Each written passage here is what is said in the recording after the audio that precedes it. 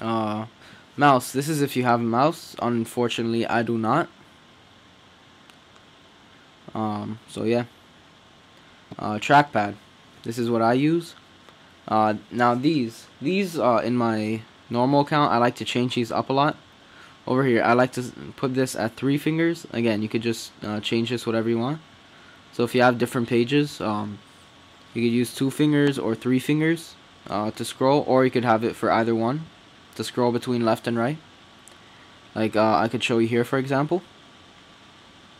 If I wanted to go back, I just swipe back with 3 fingers. If I want to go forward, I swipe forward with 3 fingers. So you could change that to your liking. Swipe between full screen apps. Let's say I have, I don't know, let's say I have Safari, and I make this full screen. If I use 4 fingers, I could go back to my desktop, or just go back to Safari. And as you can see here, by the way, when you make an app full screen, for those of you that didn't know this yet, it counts as its own desktop, as opposed to just an application. So there we go. Mission control. Again, like I said, the default is to swipe up with 4 fingers, or you can make it swipe up with 3, like that. I like to leave it at 4. Add expose. Expose is the one that I said lets you see your multiple open documents of only one specific thing. Like here, I could show you. Let's say wait, let me get out of full screen. Let's say I have Safari, and I have there like a lot of pages open. Yeah, I could swipe up and it'll show me everything. Or if I just swipe down with 4 fingers, it'll show me everything open, but only for Safari, which is wow, which is actually very useful.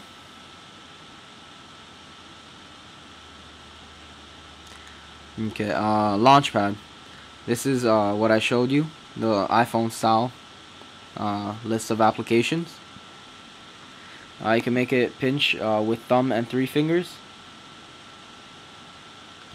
or you could just turn that off. Show desktop. This, if you spread like this, it pretty much moves all of your open applications to the side. Here, let me reopen Safari to give you a better showing.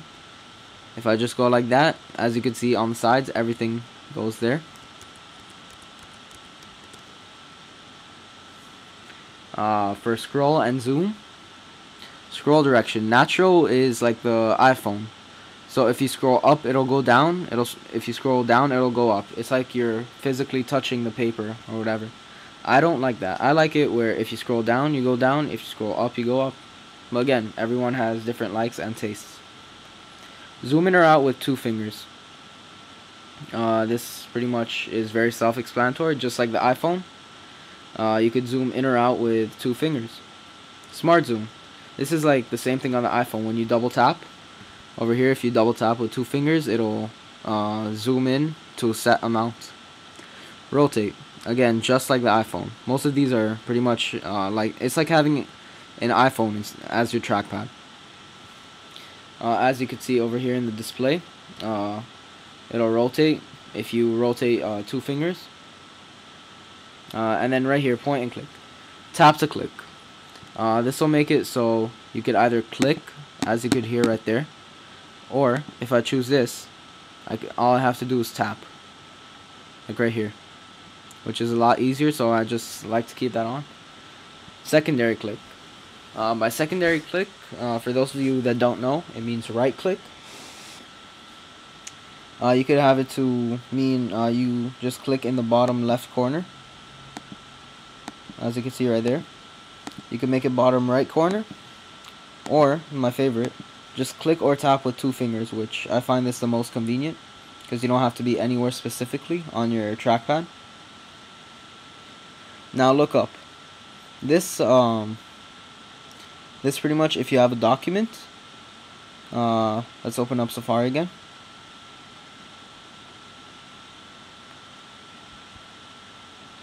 Right there, I just double tap with 3 fingers on the word friends, and it gives me a definition of friends, which I find very useful.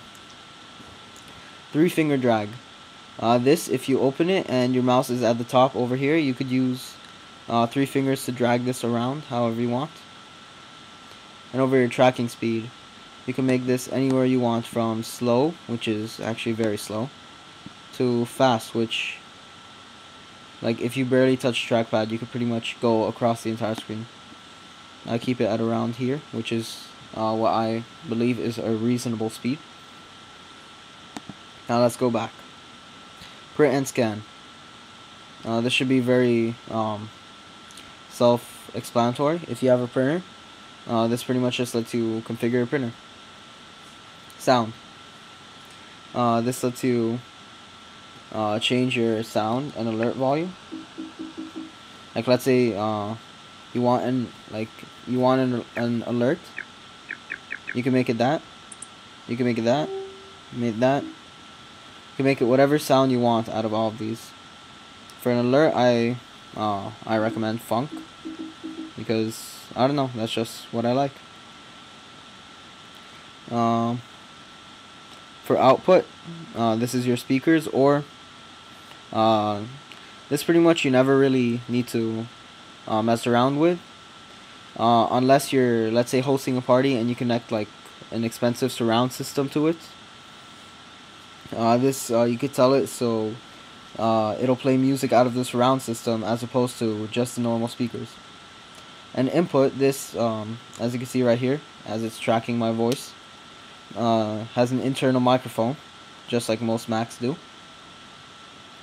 And you could have it to either just use the normal Mac microphone, or if you have another microphone that you want to connect, that's also very useful. So you would change it to read from the other microphone from here, this menu. Okay. Mail, contacts, and calendars. This just pretty much lets you set up your email.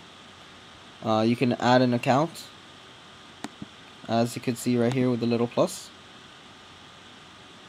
And you could choose Microsoft Exchange, which is pretty much Outlook, Mobile Me, Gmail, Yahoo, AOL, or any other.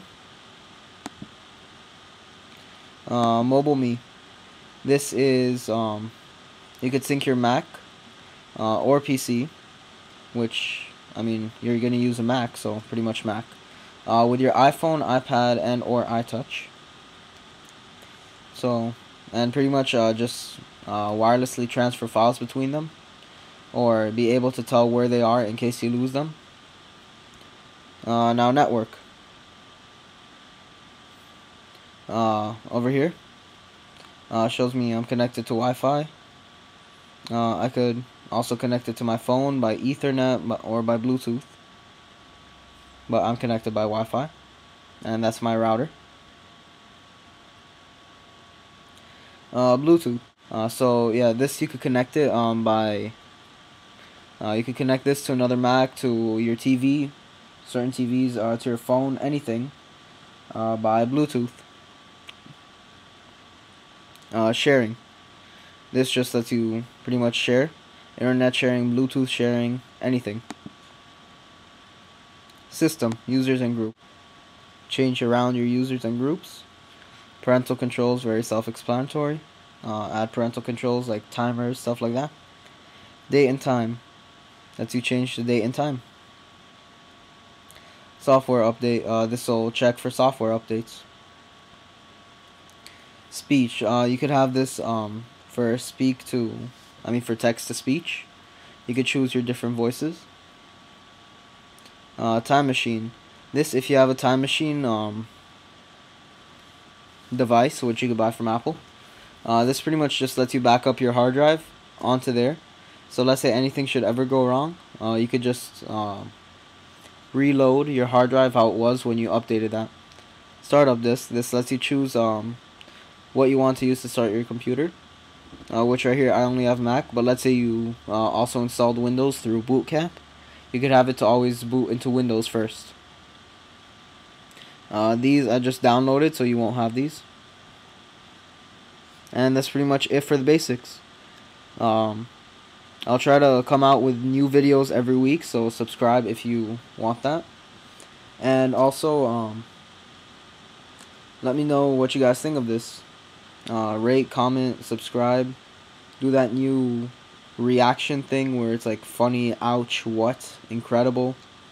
Leave a reaction, I guess I could say. And yeah, this channel is pretty much just starting up. And if you have any problems or questions, feel free to either message me or leave them in the comment section below. Again, this is MiningforMac, and goodbye. Oh, and one more thing before I go that I forgot to say. I need ideas for videos. So if you have a question or you want to learn how to do something on a Mac, just PM me or leave a comment. And if it gets voted up, or really if I just think it's a good idea, then I'll make a video out of it showing everyone how to do it. So thanks.